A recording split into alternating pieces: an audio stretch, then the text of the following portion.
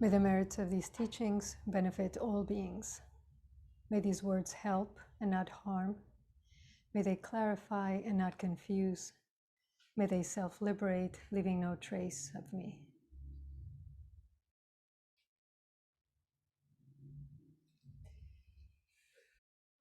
I was reading this article in the New York Times about food as really as a sacred vehicle, as a way to connect with the divine, if you will. And they were saying how in Thailand, strawberry Fanta is the offering of choice, and it's what's offered to the spirits. And so there's all these homemade shrines, all over different places in the city. So if you go to a restaurant, if you go to somebody's house, if you go to a laundromat, there'll be these little shrines, and you'll always see a bottle of strawberry Fanta with a straw poking out of it. And that is an offering for the spirits. And then somebody wrote in the comments to the article that after you offer it, you actually drink it, and to become, in a way, those spirits. And I thought that was very interesting. It made me think, of course, of the Eucharist, right? In Christianity, and particularly in Catholicism, which is thought to be that you're actually taking in the body of Christ. And I don't remember if I've told the group this story, but I did grow up Catholic in a very unorthodox way. My mother had a very unusual and very personal way of both looking at religion herself and teaching us. And at a certain point, she asked us, my brother and I, what we were learning in catechism. We came back from school one day, and whatever we said, she was horrified and decided that she was going to teach us herself. And so for about a year, the three of us, because my brother was there, would meet to read an illustrated Bible. And she would read, we would take turns reading aloud the stories, and then we would discuss them.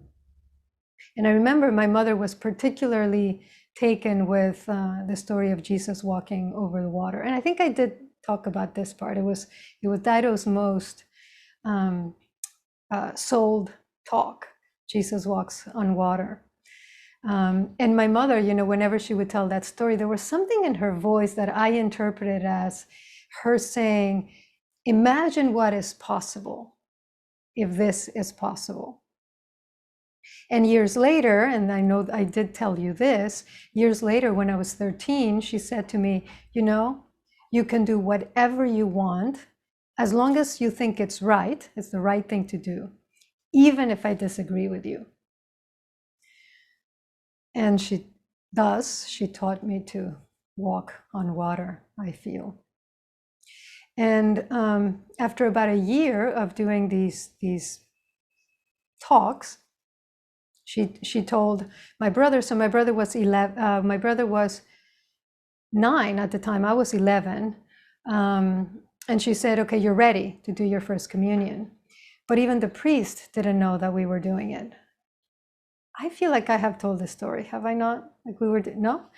Look, we were doing it incognito in a way. I mean, the priest didn't even know. It was our first time. So she didn't tell anybody. And in Mexico, it's normally a big deal. You have a party, you wear gloves, you wear the dress, you have a brunch afterwards, you have the little pendant. I mean, it's a big deal. It's a rite of passage. She didn't tell anybody. She didn't tell our grandparents, who were furious afterwards. And she said, this is between you and God. And so this is what's going to happen. This is what the priest is going to say. This is what you do. And this is what it means. And so we had a weekend house, my brother, that we would go to pretty much every weekend, every vacation. And so we're wearing shorts and a t-shirt. I was wearing this leopard print Gatsby cap that I thought to take off because I thought it wasn't appropriate in church. But we're wearing shorts and a t-shirt.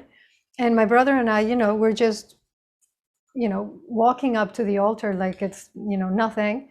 And the priest says, the body of Christ. And in Mexico, you don't take it in your hand. You put your mouth forward and they place it on your tongue and then you walk away. I said, Amen. And I walked away. And it transformed me. I was 11 and it transformed me. I actually felt, I think in my, in my innocence or whatever, that I had taken the body of Christ. And something happened. And afterwards, a couple of days later, my uncle said, what happened? You're glowing. And I didn't know what to say. It's like, I ate Christ. I mean, what do you say? So I didn't say anything, but it really changed me.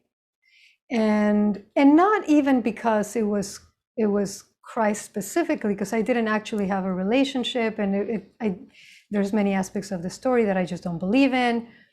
It was something about that act, right, of taking, in this case, a wafer, taking symbolically a piece of bread, and it becoming something else. And at 11, I believed it. I believed that that's what had happened, and it transformed me. And I was reading that so of course there is that practice, and in Tanzania they do also a different ritual in which they write verses of the Quran in a saffron colored ink on a plate, and then they put a little bit of water in it, and then they give the drink to people who are sick. So they're quite literally drinking the Quran. And many years later,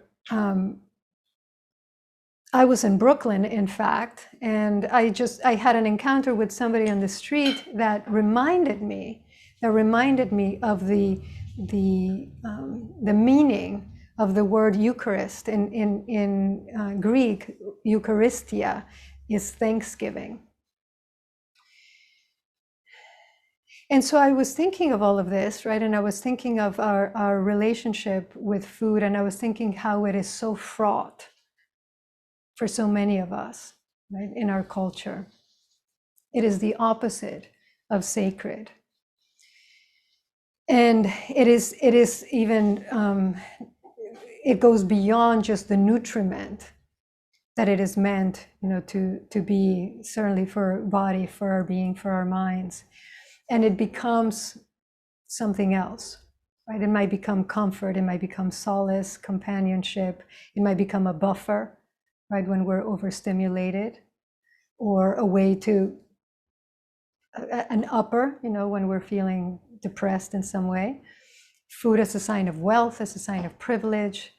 And when you are able, to indulge in very expensive meals, as happens so much in New York City. And the woman who wrote the article was talking about how now a form of religion is going out to eat, right? You go out to a Michelin ranked restaurant, and how it's become about so many other things.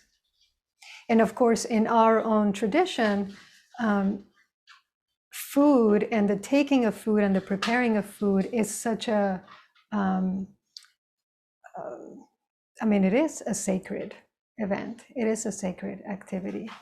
And I want to talk a little bit about that in a moment, but I actually would like to first start by asking you, if you take a moment, if you could describe in a few words, what is your own relationship with food?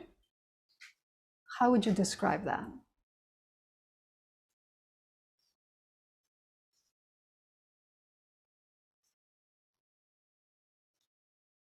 Yes, Brian.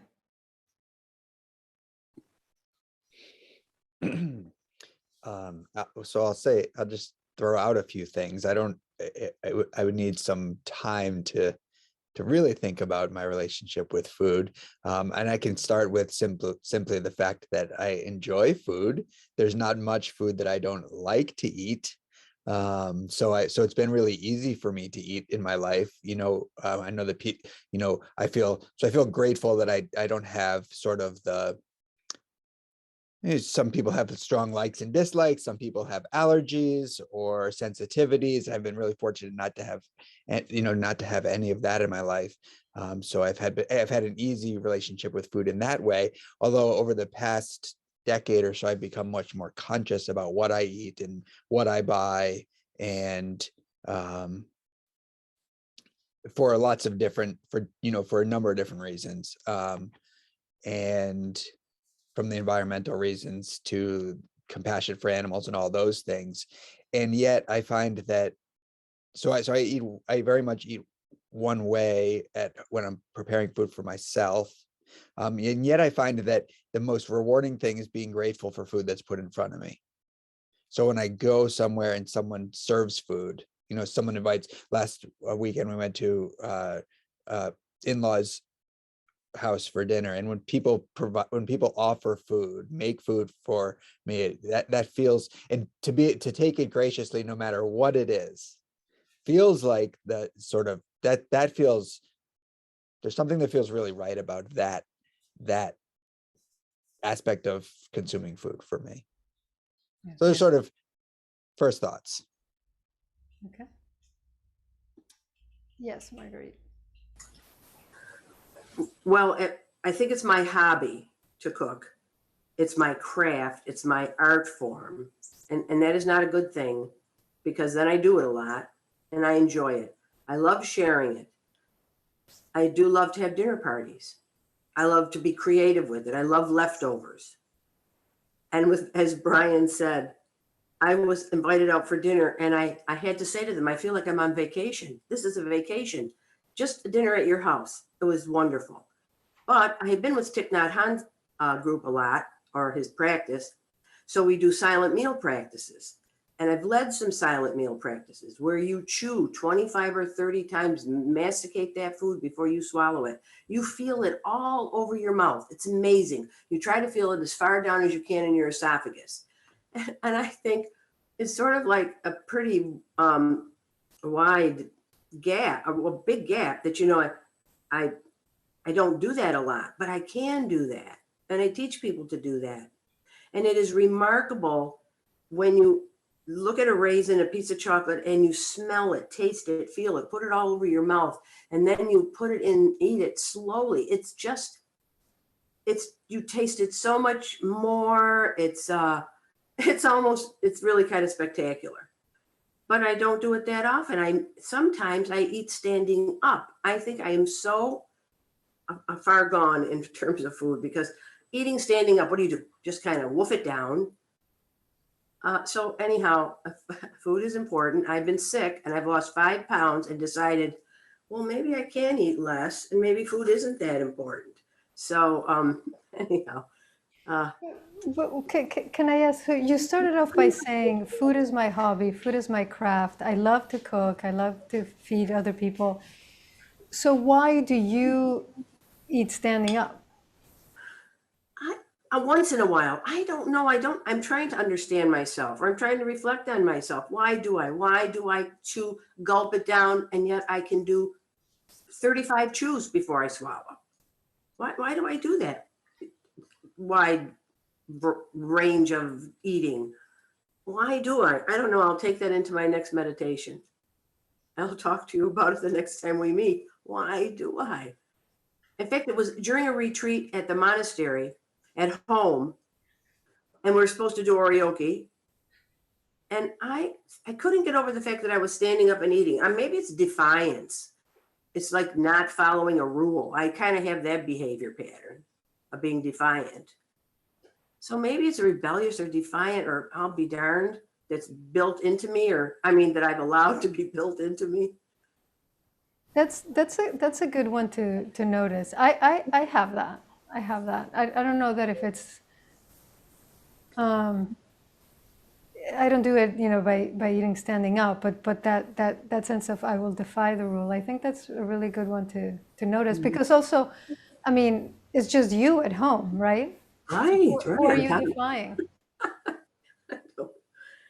I don't know, the rules of oryoki or something. And, but some other times I do too when I'm standing up. And I don't, when I have dinner parties, it's an event.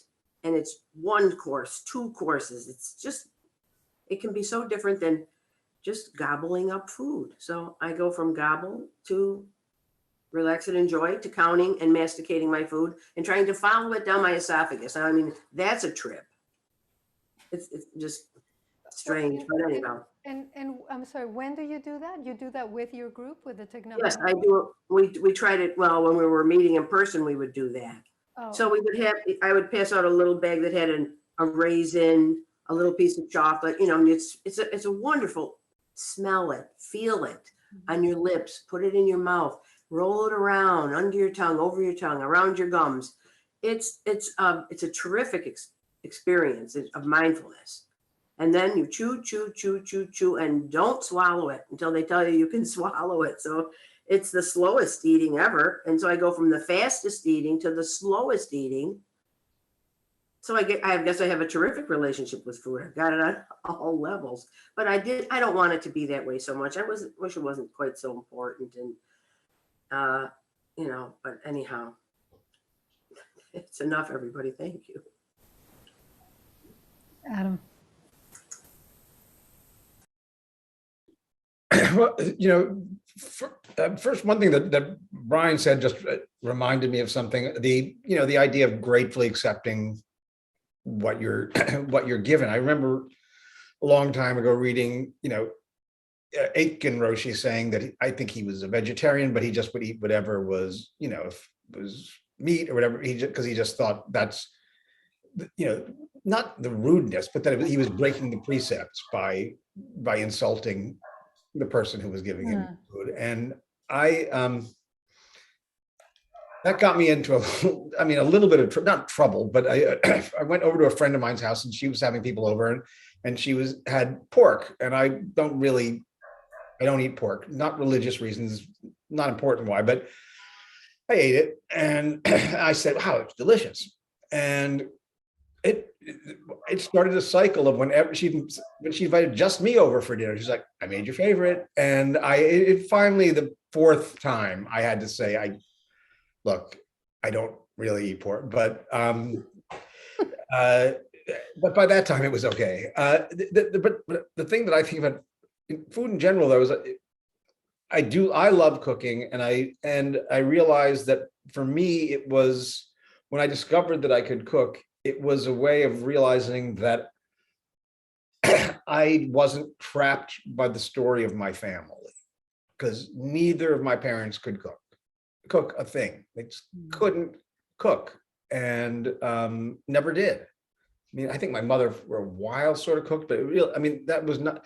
And I discovered I could cook, and I discovered that was a way of sharing with other people and giving love to other people, and it being about me, not about just what I'd been taught. It was about something that I just pulled out of thin air because it wasn't there. It was not part of the culture of my house. So for some reason, it has that. I mean, for that reason, it has it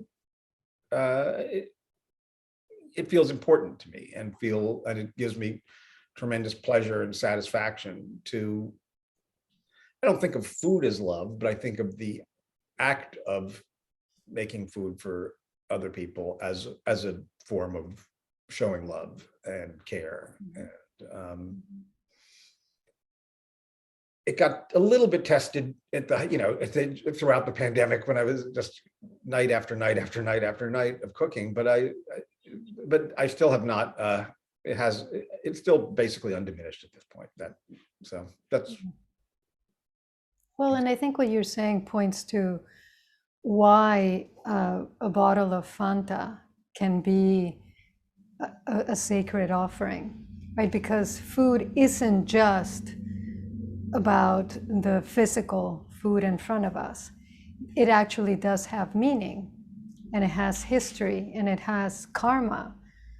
And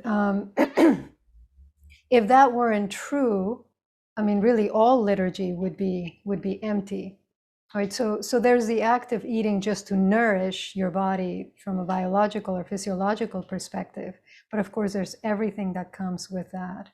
And I've said in the past how for us, ryoki, the ceremony of eating a meal, is pointing to the fact that you have to take life in order to support your own life. And whether it's a cow or a cabbage, it is still life. And there was an Inuit elder that said to Knud Rasmussen, the explorer, he said, the greatest peril of life lies in the fact that human food consists entirely of souls. Now, we don't speak of a soul in Buddhism, but you could say that it consists entirely of life. So that raisin that Marguerite is alluding to, that's a core mindful eating practice, in the Thich Nhat Hanh, in the order of interbeing. And he would speak of not just of the raisin, the actual dried, grape, but of the raisin containing the sun and the water and the earth, and that all of the elements are in this tiny little morsel of food. And what is it like when you know that, as opposed when you forget? Because if you think of addictions, right, that have to do with food, any other addiction, alcohol, tobacco, drugs, you don't need them. I mean, your body may feel otherwise, but you don't need them to survive. We need to eat. And so it's one of the, I think, one of the most challenging relationships, when somebody has a conflictive relationship with food, because we still need to eat. You can't stop. So Alexandra. And on that note, I've had a very divisive relationship with food. I have made my peace with food, and I eat it. I find the chanting really has developed a tremendous amount of gratitude for all that goes into getting that food on my plate. And as Brian was saying, when you receive food, but here's the thing is I have very diminished taste buds. So I don't actually really taste much. I could taste bitter and sweet, but I don't really taste the food. So when I do go out, because I was invited out today, is I express my gratitude for their willingness to cook for me. It's not the food. They don't know that. They, I enjoy, I know how to look like I'm enjoying food. I know this sounds crazy, but I know how to look like I'm enjoying food because I'm enjoying everything else that's going around it. But the fact is that I can't actually taste it. And this piece of something is just the same as eating a, dictionary or something. So, so for me, food is what I need to continue living. And that's about it.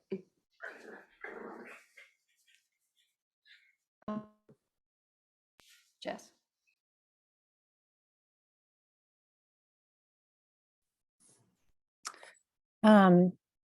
Yeah, it's a sore spot in my life, I would say.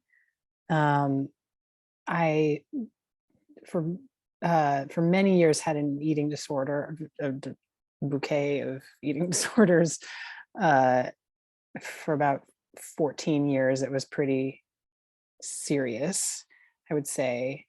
And then so I've been in recovery for about also 13 or 14 years. But it doesn't, when I think about, I would say my relationship with food is somewhere between like neutral and very fraught, depending on the day. And sometimes it feels like something that's kind of receded in my life. And then being pregnant brought a lot of those issues back to the fore, not only because of physical changes, which was actually not so much a big deal. I mean, appearance changes, I mean, but because it was just eating was a very complicated dynamic process. Like, and the first trimester I was very ill. And so there was like this bizarre list of the only foods that I could consume without being sick, which was like string cheese and like a kind of very dry cereal. And then for a while it was fine. And then in the end of pregnancy, I could only eat like so much without, it was like a whole situation. And so that brought back a lot of that difficulty.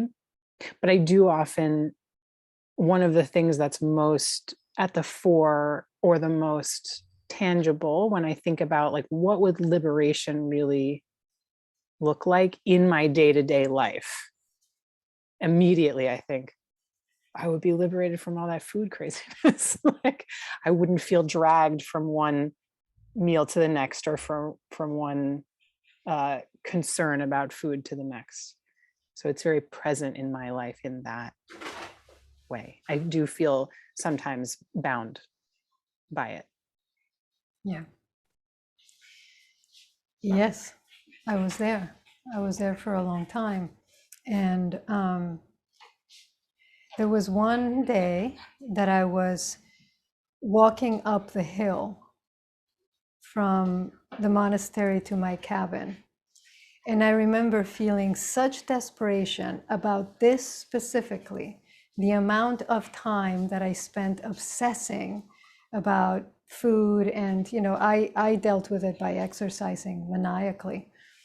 And just the amount of time that I spent. And I remember thinking, what would I do with my mind? What would I do with all this energy and this focus if I didn't have to think about food? And I felt so desperate that I quite literally wanted to like hit my head against a tree. And soon after, I was a server, and I had all of these various intestinal problems. Nobody really knew what it was, but it had gone to a point where it was just very difficult to eat really anything. And one day I was a server for oryoki, and I was watching my teacher, who was at the front of the zendo eating, and who picks up his bowl and picks up his spoon and just is having lunch. And I remember thinking, he is completely present to each of these, for each of these bites. And all of a sudden I thought to myself, I can do that. I can do that. And I went downstairs right in that moment. I went downstairs, took the medicine that they'd given me for gastritis, put it in the trash, and never touched it again. And I just made a vow that I would eat oryoki with every meal, regardless of whether it was formal or not. And I taught myself essentially how to identify hunger again, actual hunger, physical hunger, right? As opposed to loneliness, as opposed to a million other kinds of craving. And I taught myself how to look at a plate of food and think, yeah, that's probably enough, right? To see visually how much food do I need. And of course, as you know, oryoki means just the right amount. So I had to learn how to distinguish when I had had enough food again. And it took me, I think it was about 2 years of just doing, you know, I was fortunate that I was at the monastery, and so really I could practice this every meal. And then one day I'm standing by the bread table, and I think all of you here have been to the monastery, so you know the hub that is the bread table. There was somebody actually did an art practice about that, and she sped it up. It was very funny because, you know, you have these, you know, groups of supposedly calm Zen practitioners who are just like on the bread table, particularly during sesshin, you know, during retreats. And so I'm standing by the bread table, and I'm thinking I would have a little dessert, you know, my piece of bread with peanut butter. And all of a sudden it hits me, I don't remember when was the last time I thought about food. And exactly what I thought, just to your point, was this is liberation. The beginning of it, right? A humble form of it. But I thought this is liberation. So I hear you. Liz.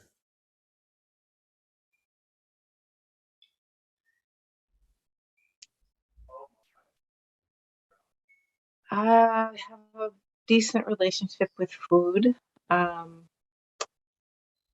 Luckily, I have not struggled with eating disorder, although I have struggled with some addiction. I've been not drinking for 26 days, which feels really good. And so I've been actually thinking about mindful eating as well.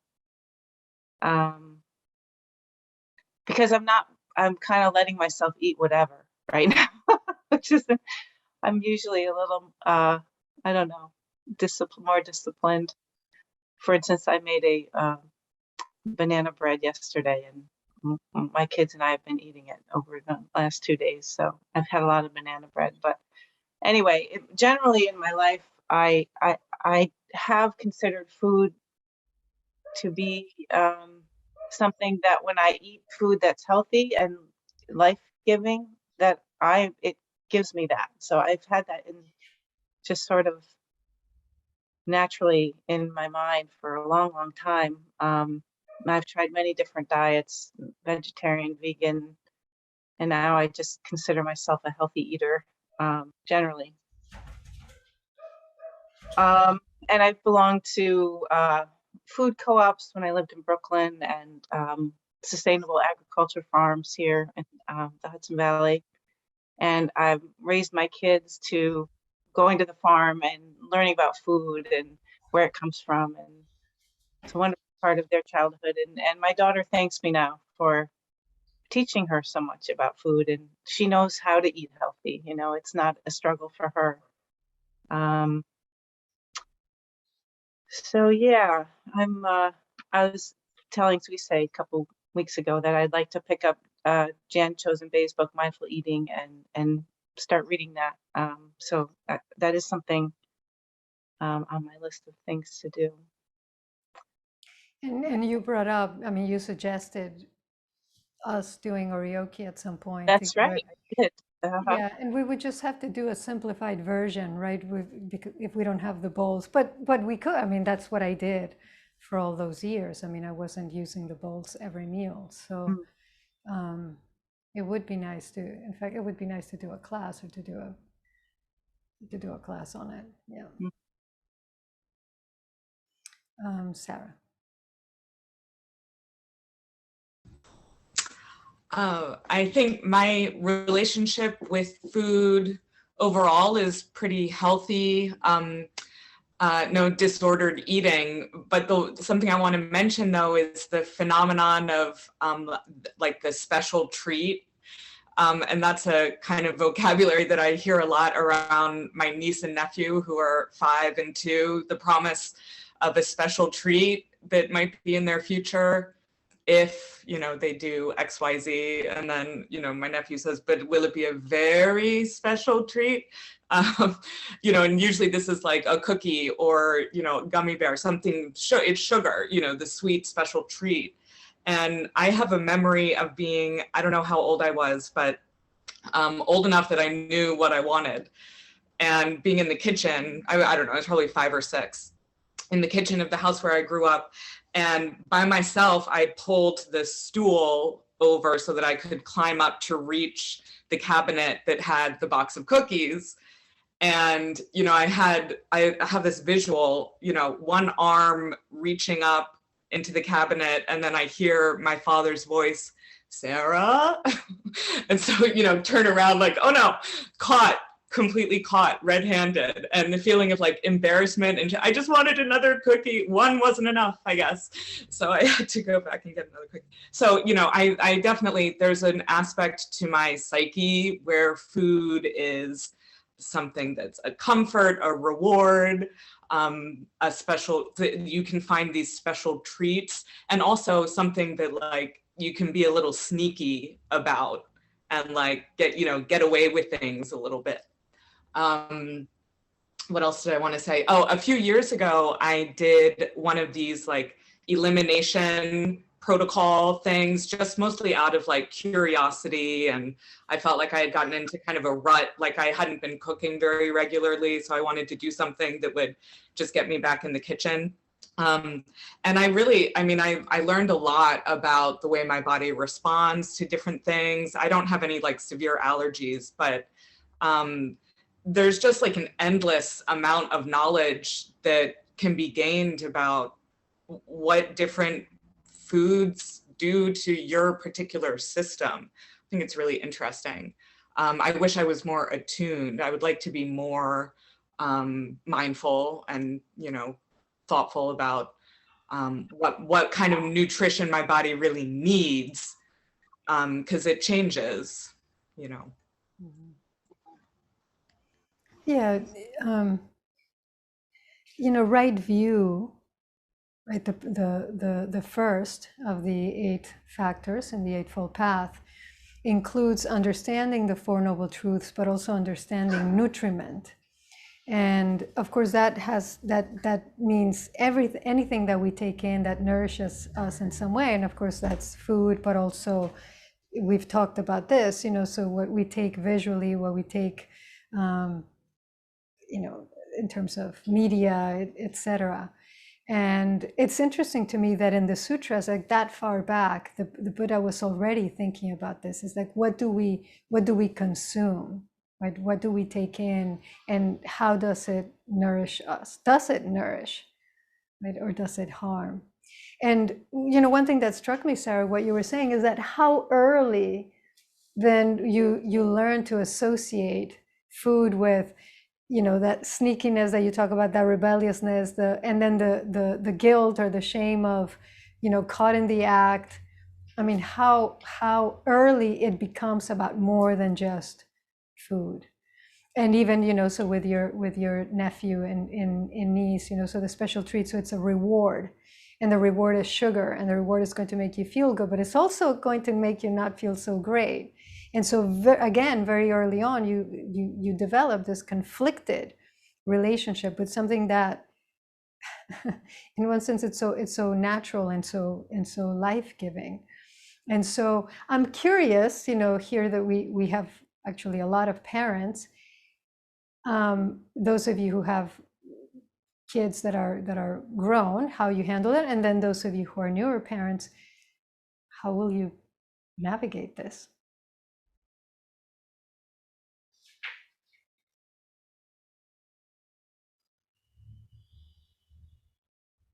Yes, Adam. Well, I mean, this is, I mean, Katie and I are just now coming to this, you know, this point, and we both don't want, you know, want to do our best to not create issues, you know, around food or problems around food. And so we're about to try something which is called baby-led weaning, which is just essentially taking cues from the baby and offering foods when she can sit by herself and take them and put them into her own mouth. Not doing, not ever getting into the expectation of, why are you, come on, the airplane's coming into to trust, you know, to trust our daughter that she will know what to do and that she will take what she wants. And you know, she'll also still be breastfeeding. She's not going to be, you know, we're not going to leave her to starve. I mean, but to not say, here's how much you need to eat, finish this, you know, come on, give me a clean plate, then you can have it.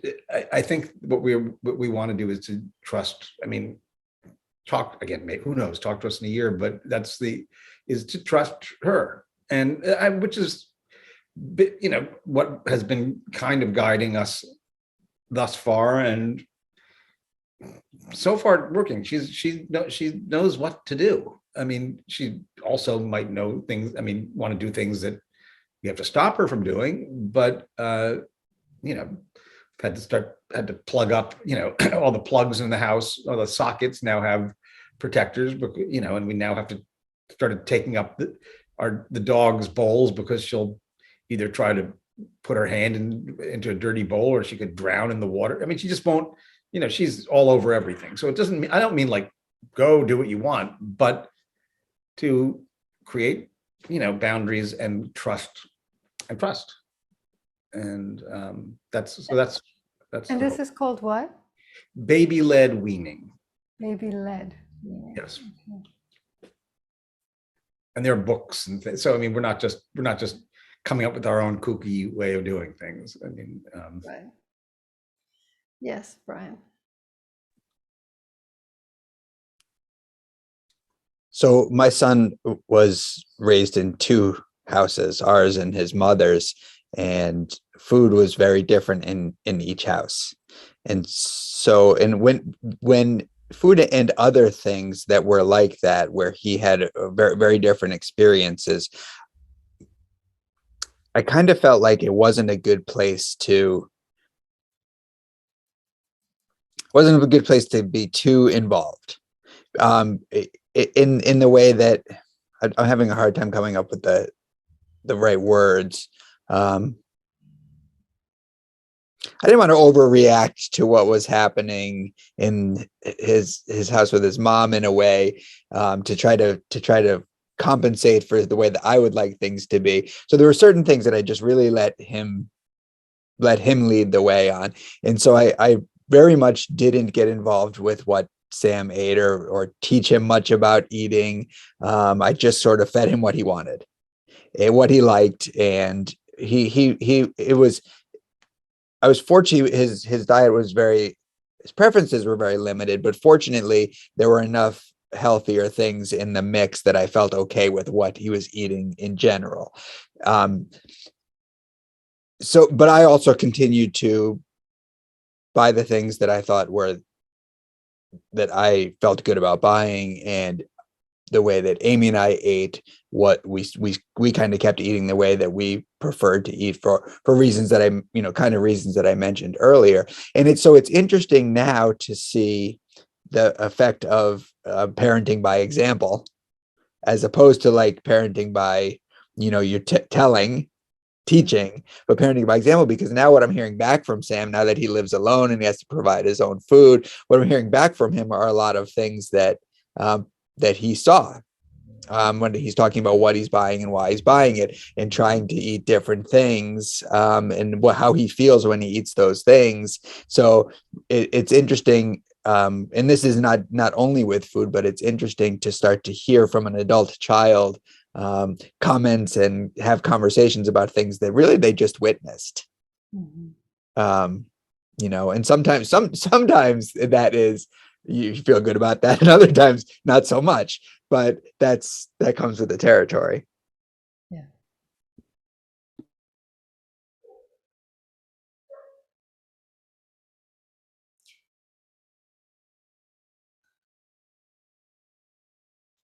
Liz, were you going to say something?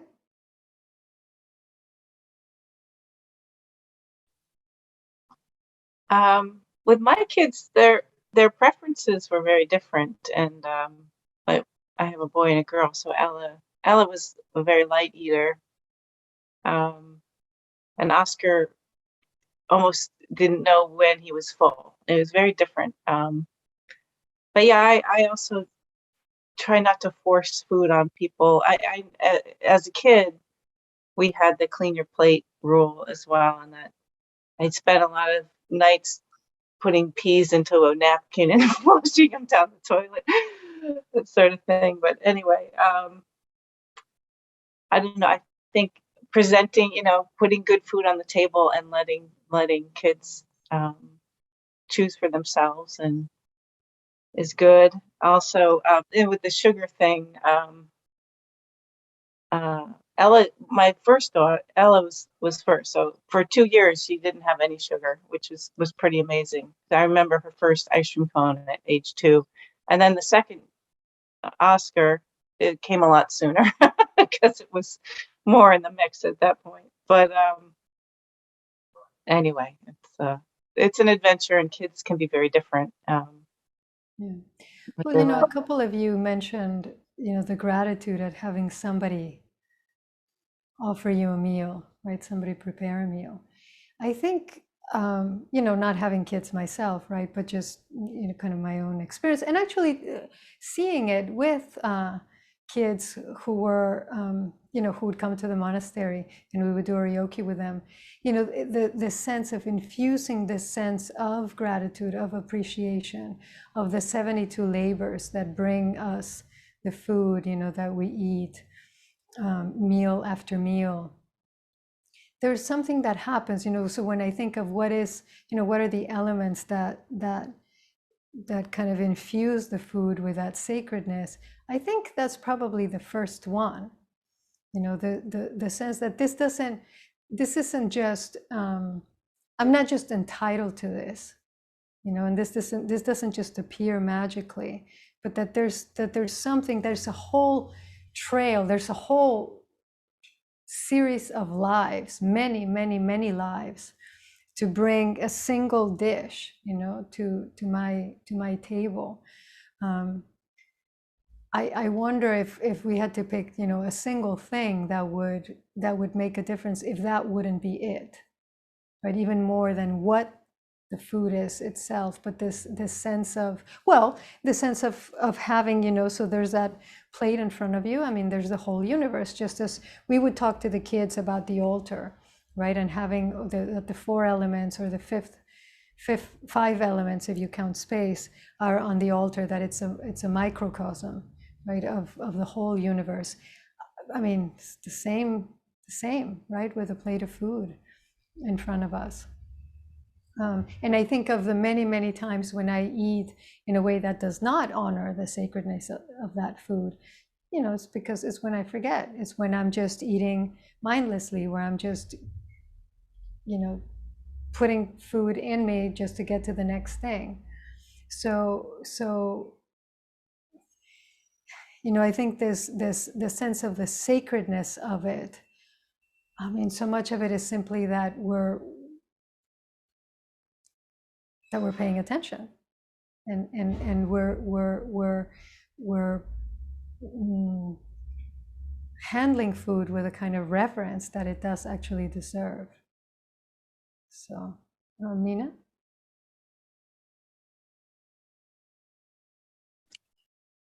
Sorry, joining on my phone. End of semester, driving back. It's wonderful to listen, and as a parent, the whole relationship with food changes. I think I've been blessed that one of my non-conflictual relationships in life is with food.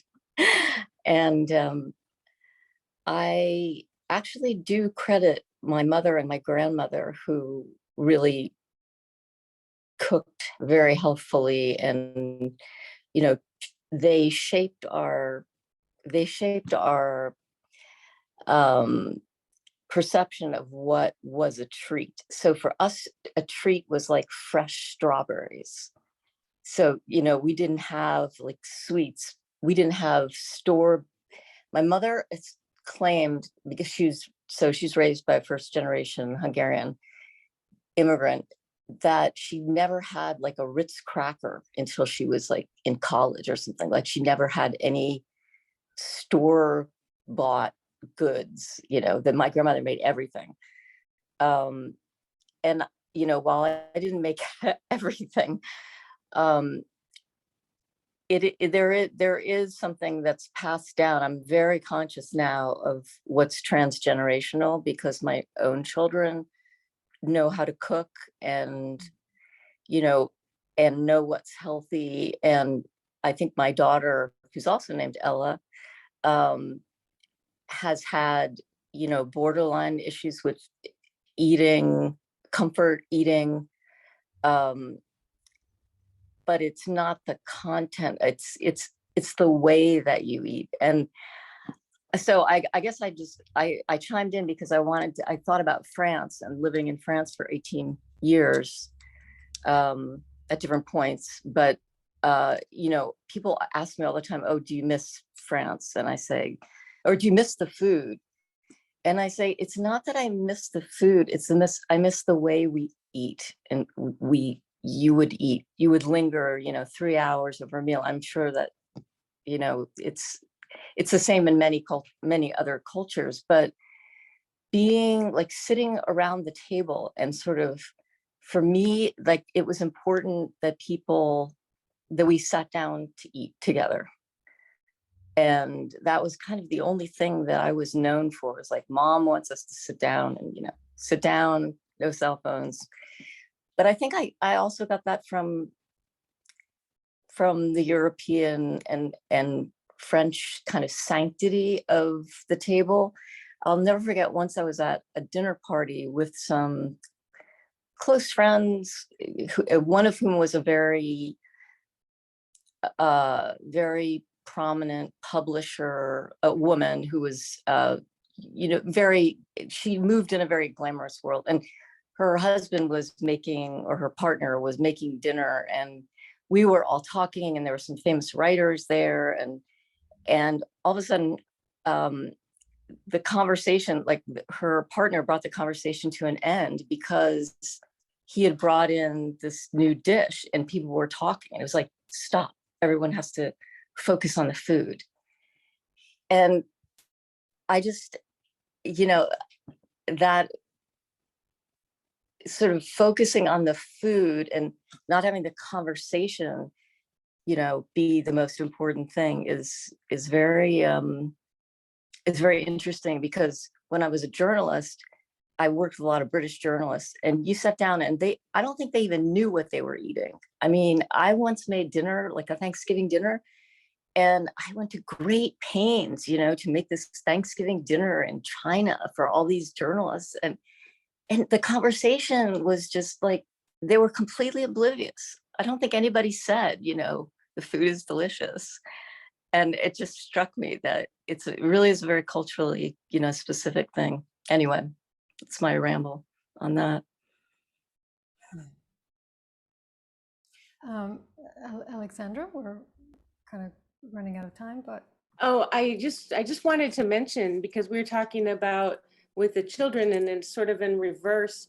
So I come from a family of people who had dysfunctional relationships with food. So I actually have in the kitchen like a little altar with my mother's picture and my grandmother's picture. And every day when I get up, I make coffee and I give them coffee. When I make my food, I give them food.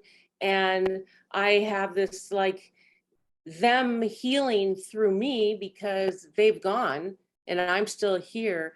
And because I'm helping them heal through me, I'm healing myself. So it was just a little bit of a difference there. And I just wanted to share that with everybody. Yeah. Thanks. Yeah, thank you. Yeah, exactly.